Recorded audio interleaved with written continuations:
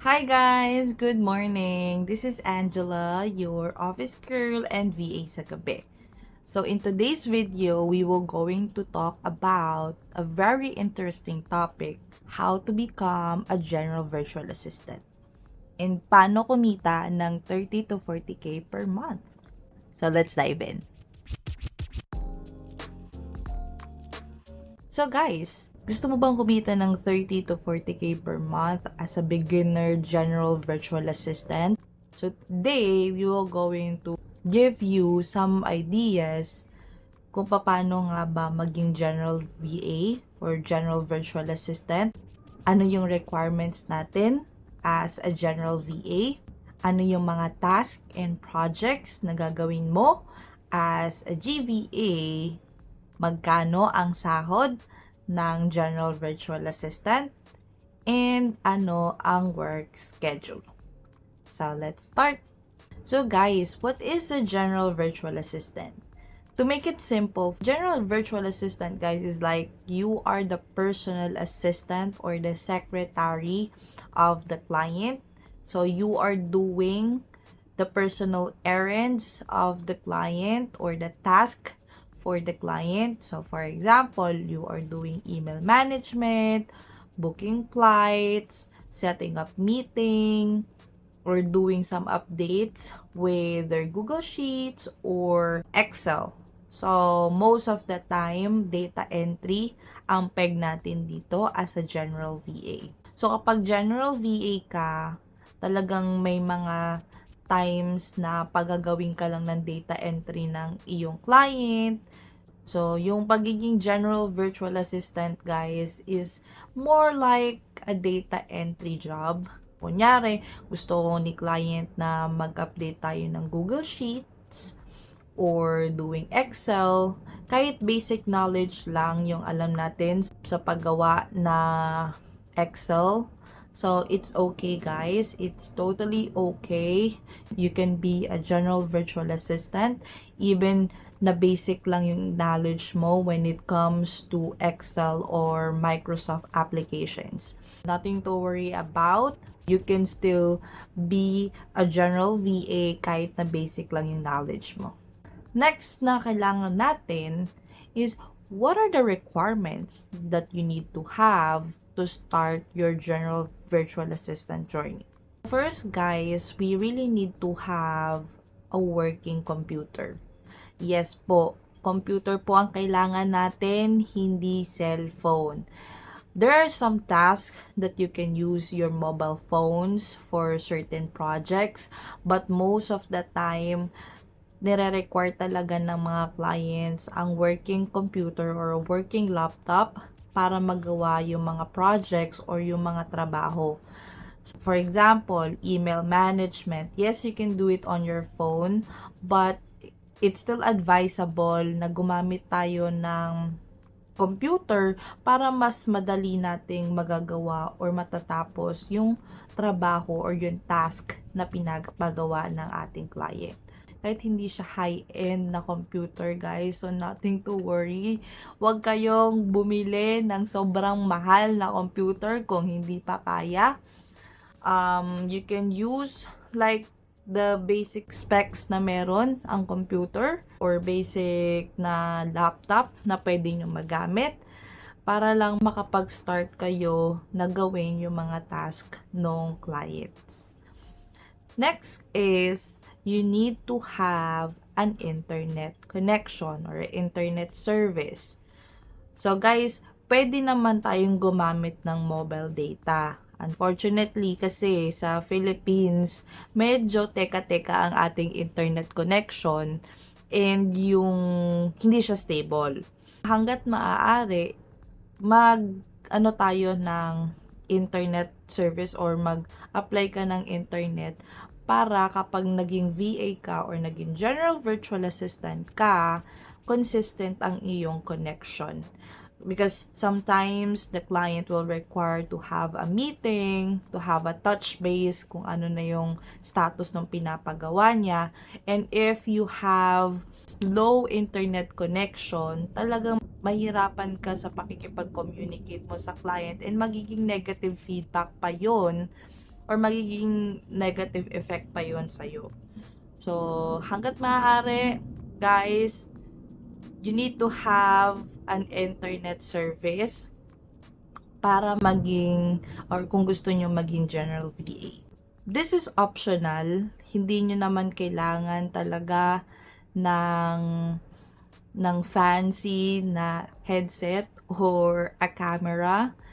But then, I would highly recommend if you can have a headset and a camera para pag may meeting kayo ng client, maganda yung connection nyo. I mean, maiintindihan ka nung client mo kung ano yung gusto mong iparating sa kanya dahil maganda yung headset na ginagamit mo. And you have a camera para you can present yourself to the clients. And that's a big factor na din since you were able to get the trust of the client. Nakikita ka nila. I mean, kailangan nating i-impress yung mga clients natin if we want to have a long-lasting relationship dun sa mga clients natin. So, guys, dito sa pagiging VA, talagang kailangan nating, ipakita na talagang ang sincero tayo pagdating sa mga clients natin, na talagang kailangan nating i-impress yung mga clients natin. Hindi natin kailangan, maging super formal. Hindi mo naman kailangan mag-suit or anything. As long as you were able to present yourself in a decent manner, para din naman, 'di ba, magkaroon kayo ng good communication ng iyong client. Kasi the more na nakikita ng client na presentable ka and they know that you have a good internet connection and you have a working computer, plus points yon sa kanila. Now, let's talk about what are the tasks or projects that you will do as a general virtual assistant. So, papakita ko sa inyo guys kung ano yung example ng pagiging GVA. So, ito yung mga usual na ginagawa ko, like email management.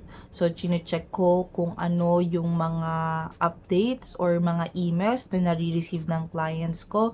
So, for example, ito, ililipat ko lang to dito sa folder or hindi naman siya ganun ka-importante or hindi urgent. So, yun yung mga usual na ginagawa ko.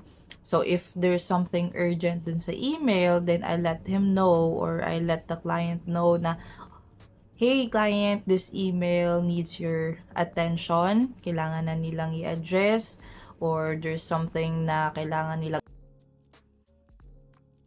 i-update doon sa email na yon. Those are the kind of tasks that you will do if you are doing email management for the client.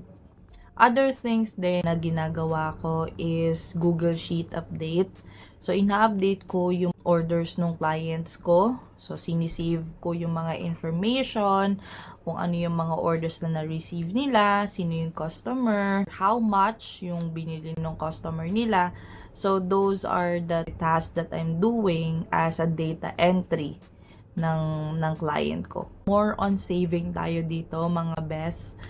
Okay, so talagang kailangan mabilis ang mata natin, detail-oriented tayo. Most of the tasks that they will, give to us is more on data entry or admin task. So, we need to make sure that everything is up to date or we are checking every single information and then we are going to discuss it or report it to the client. Now, the most interesting part is how much yung sahod. Yes, guys. So, pag as a general virtual assistant, for beginner level, there's like $3 to $4 per hour.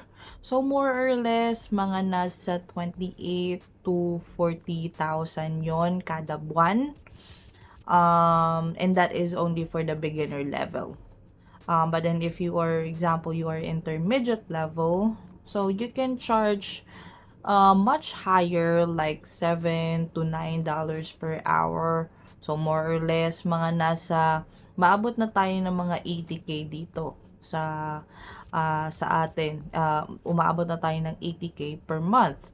And if you can do other tasks na, then definitely you can earn like 120 to 200K per month. So, but then guys, it still depends on the agreement of the client na talagang nag-o-offer pa rin ng mababa. But then if you were able to showcase your skills, you were able to properly negotiate kung magkano ang rate na gusto mo, then definitely, kayang-kaya mo siyang i-close as decent number. And I also advise guys is to search how much they are charging for the specific market that you are applying for. So for example, if you want to do Excel management or Windows application, then definitely that is somewhere around $7 to $8 per hour.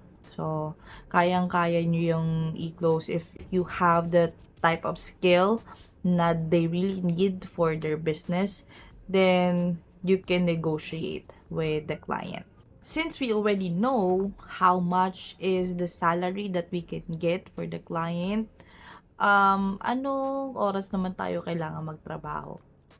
So, pagdating sa oras ng work, guys, usually, ang mga clients natin ay nasa US.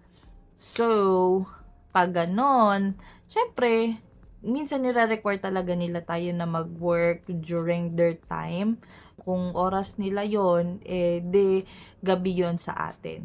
Mga around 8 to 8 p.m. to 5 a.m.